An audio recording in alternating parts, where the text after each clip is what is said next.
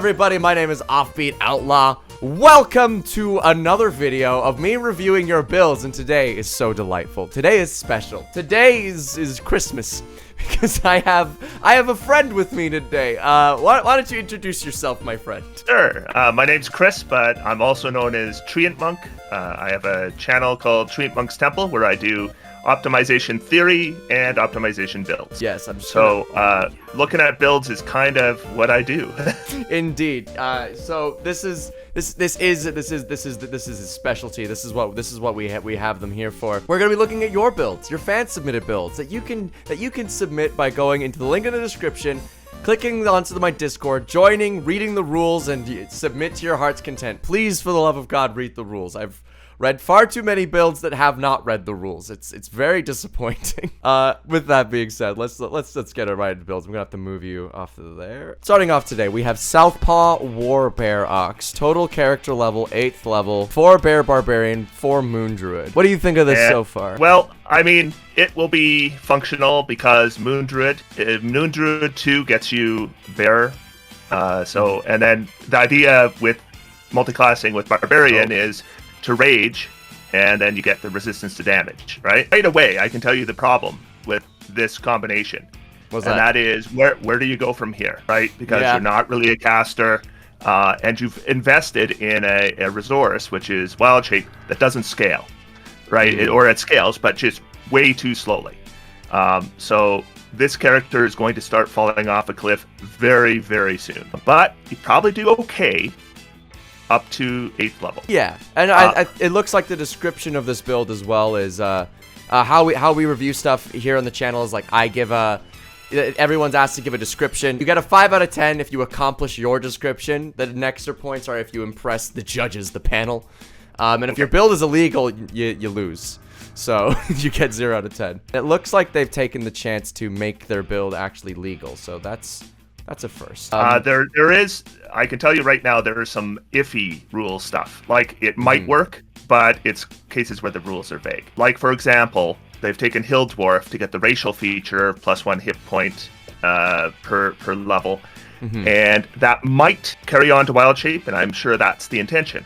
But the rules on Wild Shape are a little vague. They say, that racial features can apply basically if it makes sense. Does it make sense that when you are no longer a dwarf, do you still get the toughness? I don't know. Right? Maybe. There's certainly it's iffy. It's not illegal, but it's something you definitely want to check with your DM about. Combat Wild Shape will allow you to self-heal using spell slots. So a lot of HP. This seems to be the HP was the thing. Wait, what are they talking about with a level 20 wizard? That's I think they're doing that for comparison. Okay. Compare a wizard. I don't know. Yeah, boy, my hit points are great. They're better than a wizard. Yeah, so are a lot of things. They're comparing it to Tarask as well. Bonus benefits. I mean, their build seems to be solely just having a lot of health at level 8. That seems to be like their thing, and I can't really fault them for that too much. They accomplished that, but it doesn't seem like it's. Yeah, they say going to level 20 is a bad idea, and I think the problem is it doesn't go much further than this. So I 5 out of 10 maybe, 4 out of 10 for iffiness. Yeah. I mean, anything with Moon Druid at level 2 or higher, or level 2 to 5 is going to do really well. So I think it's okay. It's not all that original. I've seen this build almost exactly many times. Yeah. It's... So 2 out of 10 on originality. Overall, 5 out of 10. Yeah, I think this might be one of the most common builds we're going to see in this is some form of a druid with a barbarian, and potentially also a monk speedster. I've seen the monk speed build so many times. We're gonna get tired of it. 4 out of 10. At least your build's not illegal. You read the rules. Next up, let's go to Purple Pants. Like you all to meet Aarakocra, an Aarakocra who does not take sass from anyone and will hand out some ass beatings. If it's a monk, I can already tell you it won't. Guess what? It's a monk. Monk, fighter, rogue.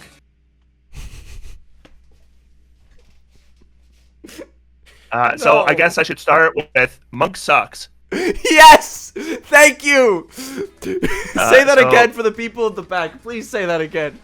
Yeah, monk sucks. Now I will say mercy monk is okay, but there's no monk that's good. So right away, by taking more monk levels than everything else, you've ensured this is not an optimized build. Especially as it seems that it doesn't even say what subclass they took here on. Oh, maybe it's further down. I think it says. I think they took mercy. It is mercy. It is mercy. So they took the. Okay, so you get a point because you took the right monk. But then you took assassin, and that's the wrong rogue. It's fun for damage numbers, but it's not practical. And just because you're stealthy doesn't mean you're going to get surprise. Because most adventures just aren't set up to give you surprise. And then you got fighter, Echo Knight. Okay. Well, Echo Knight is the best fighter. So it seems like their point here is to do a lot of damage. I'm currently doing their average damage calc right now. I'll tell you right now, Flurry of Blows is not going to deliver a lot of damage. Let's see. So they've got Action Surge. They have extra attack. So that's 2. Action Surge would make it 4. But you can use Unleash Incarnation through Echo Knight. So that makes it 6. And then Flurry of Blows is 8. I get 8. 8, and then is the extra D8 then from the Hands of Harm? A lot of attacks. The attacks all do terrible damage, though. Yeah, and it would, and they all do terrible damage, and for some reason they've doubled their modifier damage, which isn't how that works. And here's my question: how do they have a 20 dexterity? Did they just decide? Did they roll it at home? I think they may have rolled it. I rolled it at home. I got an 18 on my dexterity. Oh no, that means. And then I'll get illegal build. They get a 1 out of our first illegal build of the day, ladies and gentlemen. You get the beat stick. Come on, guys. Read the rules. 0 out of 10. But let's give them the benefit of the doubt. Let's say they use magic. Say they use some magic wizardry to see this. Let's say that they get their ideal scenario. So with their ideal scenario, they get 144 average damage. So you've done all this work to barely be better than a Battlemaster fighter. Actually, arguably worse, because now they have no effects on them. They've just been dealt damage, whereas Battlemaster fighter would have them scared on the ground and potentially disarmed with all of this. That's yeah, I mean, with a fighter alone, if you did Echo Knight just for the full 11 levels that this person has taken, then you have 8 attacks with your action surge anyway. And you're not even using your bonus action yet. 9 attacks if you take Polearm Master.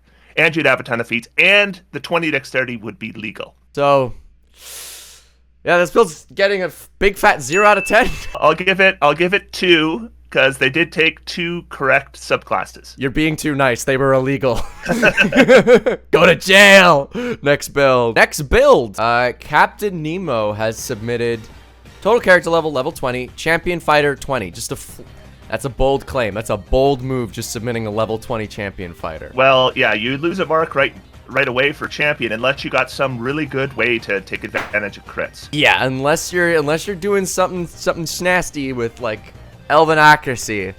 This might not be good. ASI distribution: Magic Initiate, Eldritch Blast, Hex, Presti, Eldritch Adept, Agonizing Blast. You can't do that, Home Slice. Yeah, okay, yeah, so we're already in an illegal build. We're already looking at a build. We're already looking at a build. So you don't have to look it up. I'll tell you right now that any Eldritch Invocation that requires you to have Warlock is unavailable from the feat. Yeah, it specifically says, because my comment section loves to explain the rules to me. You can choose an invocation only if you're a warlock who meets the prerequisite. So you have to be a warlock in order to get Agonizing Blast, as it has a prerequisite. And this is a level 20 champion fighter. And last time I checked, it's not a warlock. Well, no, they can get Eldritch Blast. They can get Eldritch Blast, just not Agonizing Blast, right? But they can't get Agonizing Blast. And without Agonizing Blast, this sucks. This is trash. Specifically on that attack, Eldritch Blast, I've paired it with Studying Fight, blah, blah, blah, blah, blah. Becoming a champion, mainly focusing on dealing damage, casting a Hex. Grab a crossbow. Just get a crossbow. You can do more damage. Agonizing Blast plus Eldritch Blast is a D10 plus 5. Hand crossbow plus sharpshooter plus your dex is a D6 plus 15. It's not even close. Yeah, it's so much better. I don't know. So illegal and poor, even if it was legal. That's That's a 0. That's a big fat stinking 0 out of 10. Next build. All right, we have another level 20. Assassin Rogue 8, Totem Barb 9, Champion 3. All right, we got a 15, 15, 15, 8, 8, 8. This is a bold. These are bold claims. We've got someone who fancies themselves a bold power builder here. Hopefully they don't get feeble-minded. Relevant features: sneak attack, reckless attack, dual-wielding rapiers, and because they're finesse weapons, they qualify for sneak. But because they're finesse weapons, you don't have to use dex, so they qualify for reckless. Right. All right. And I get the idea here is to crit fish, right? Yeah. So that's why champion fighter. Although I question why champion fighter and why not hexblade, because I think it's for the ability scores. Because it would be hard to fit that 13 charisma on this build. That is true. That is true. They could dump their dex down. No, they can't because they took rogue. They have to be in a set. Yeah. You would have to bring down your constitution, which obviously has issues. I see why they did champion fighter. Crit fishing is generally so-so. Yeah. Because it's very unreliable. You can increase your chance to crit, but you can't ensure a crit. I just ran a one-shot like a week ago where somebody had a crit fishing build, and this was 18th level, and we went the first half of the game no crits at all, and then the second half of the game crits like every round. So swingy. It's so unreliable that tactically it's crap. Overall, if you average out the damage overall, it's okay. I mean, another issue with crit fishing is like even with like a champion fighter whose whole thing is crits, that only mathematically works out to an extra attack per turn. If you add up all the chances to crit, it's just not worthwhile for every turn. It's like, why aren't you just being any other build that can actually have a bit more utility? Yeah, I'm not sure. I guess Totem Barbarian, the idea is for reckless. Maybe it might be for the brutal critical. Oh, I guess because brutal critical. Although Barbarian looks like it's the right way to go, it's not the right way to go because the brutal critical scales so slowly. Just better off going into smites or sneak attacks. 4 out of 10. I feel like this is just another 4 out of 10. I already called 4 out of 10. Yeah, 4 out of 10. Exactly what I think it is. Southpaw Werebearox is ready. You already submitted a build. Get out of here! Next one, Giga Guess. Mimicking a build that has served me well in campaign. Okay. That does make me nervous, but let's keep watching. I know this build. You know this build? Is it all right? Is it solid? I have a build called the Jack of All Trades build on my channel, and it's basically this. Yo, are you plugging your channel right now? Why don't you say that again so I can point at the notification card here so we can send them there. It's not that clever, but it's the idea is if you throw 3 levels of Hexblade Warlock on College of Swords, it gives you a wide range of things you can do. It gives you quite a bit of, it does give you some solid damage. Concept is essentially online at level 6, Hex 3, Bard 3. First, attack and use defensive flourish, minimum 1d6 bump to AC and as high as 1d12. It doesn't cut it. Cast shield, there's a reaction, add additional +5. AC is solid. You are a squishy build, so that is a good disincentive for the DM to even bother hitting you. So I'm actually good with this build being high AC. Offense, magic missile plus Hexblade's curse. That actually does work. That does work. Hex doesn't work with magic missile. Legal. Yep. Hex doesn't work with magic missile, but Hexblade's curse does work with magic missile. Of course, I'll say that if you wanted to do magic missile plus Hexblade curse, you would be first off, where are they getting the magic missile from? Are they taking magic secrets? Is that the idea? It must be a magical secret from being a bard. Because it's not on the base spell lists for bard or warlock, but magic secrets at 10.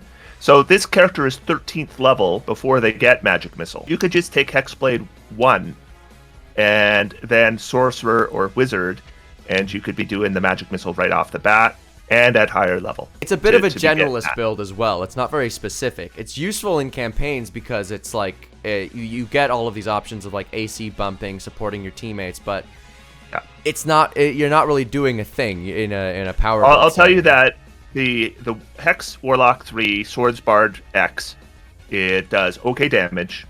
Defensively, it's okay. It is using resources to get those kind of armor classes, right? It's using defensive flourish is good. Shield is good. you're pretty good at spells, but you're multi-class, so not great. Mm-hmm. You're good at skills because you're a bard. You can do a bit of everything, but you're not super invested in anything specific. You know, this is the first build that's like, I'm kind of like, I could imagine myself playing this, so I'll give it a 6 out of 10. I mean, it's not super original. You know, I did it like 2 years ago, so it's been around for a while. But I've done basically the same build, so 10 out of 10. Oh, okay. So now we're being biased. Grim Karen can't figure out how to format new lines on Discord. Thanks for letting me know. This will probably be sure to incorporate that in the stats. That's very important. All right. A Conquest Paladin, slow death monk. I'm already disappointed. Build is designed to lock down and deal continuous psi damage. Can be done at level 14 with 7 in each. It's a monk build that's not trying to do flurry of blows bullshit. So I'm not too disappointed. Right away, I'm wondering if they should have just gone 8 Conquest Paladin and then anything else besides 12, and it's long death monk, not slow death monk. There's no slow death monk, but it's somewhat apt because when you take 12 levels of the monk, you are dying a slow death. You have been useless the entire campaign, so you have taken your powerful 8th level Conquest Paladin and slowly made it worse. I too question why this is not just a Conquest Paladin. This is 12 levels of monk invested here, and the benefits are not 12 levels of benefits. They're just not. It's an action to make people scared, which, if I'm not mistaken, a barbarian ability can do that. Actually, you can do it now with Warlock 1. With the new undead patron, that's true. You can do it with 1 level of Warlock dip, and then have 11 levels to throw on sorcerer, or just 11 more levels of Warlock, and you could be casting 6-level spells. Honestly, why not even just do 20 levels of Conquest Paladin at this point? Because level 20 Paladin wrong features with 20 are dope. levels of Conquest Paladin. It's not super creative, but it's okay. It's better than this, Paladin honestly. is a good chassis, right? Yeah. I get the idea. The bugbear, you can attack at with reach, so that somebody can't move closer to you, but you can attack them. But this is done so many easier ways than you killed the build with the 12 slow death monk. One thing about monks, one of the reasons they suck, the key runs out really fast. It's so fast. You don't even get to use it before, but you barely get to enjoy it by the time you're already useless. You're already worse than the rest of your teammates. Yeah. And this is coming from a guy whose name is Treant Monk. So like, obviously, yeah, you've heard me say monks suck, but take it from him at least. I got in some controversy because back when everyone agreed that rangers were the worst, I said no, it was monks that were the worst. But monks have always been the worst in 5th edition. I agree 120% with you. Rangers aren't actually as bad as people say. Rangers aren't bad. Even the old Beastmaster out of the Player's Handbook still had spells. That's true. I'd say they were arguably worse than every other spellcaster, but they had something. They were probably monks. The worst of the spellcasters. The best thing about a Beastmaster Ranger was that it wasn't a monk. That's right. God of strength. God is strength. Highest strength possible. Oh, I saw this. This is a lifting build. This build was kind of funny. Pure Totem Barbarian, Mountain Strength from... Wait. GM... That's homebrew! Yeah, okay, so illegal build. Negative 50 out of 10. That's homebrew. I don't know if it's a UA thing. No, Unearthed Arcana is not released on GM Binder. Yeah. What GM Binder is homebrew. I can write my own feat, and that gives me a 50 strength, and now I beat your build. Yeah. Using the same guidelines you're using. God. How dare you? God, I don't know if it's UA. UA is released on the official website, guys. Not GM and UA is not legal. Yeah, UA is not legal anyway. Yeah. Just Google it. Google it. It's free. It's 100% free to Google things first. Amazing. To be legal, it needs to be published. Yeah. I know my fans are allergic to reading though, so that's okay. Next, Totem Elk Monk. Oh boy. Rogue. Okay. Fighter 2. Is this a speed build? This is a speed build. Speed build out of 10. I don't feel like reading a speed build. All you can do is move fast. You only need like 60. You only need 60 feet of movement. Movement is very useful if you have something useful to do with it. If movement is the feature, you suck. That's why monks suck. Because they can move fast, but they can't do anything really good once they move. And no, Stunning Fist is not good. It's very so-so. It's decent. It's pretty okay, but yeah, and in combat anyway, you only need like maximum like 60 feet of movement. Like 60 feet of movement, like everything's kind of on that base 60 feet. Like spells have 120 feet of range. You know, like a lot of arrows and stuff is like 120 and stuff. So like 60 is the most you're gonna need. That's why cunning action's useful. But you're generally best not to center entirely on one thing.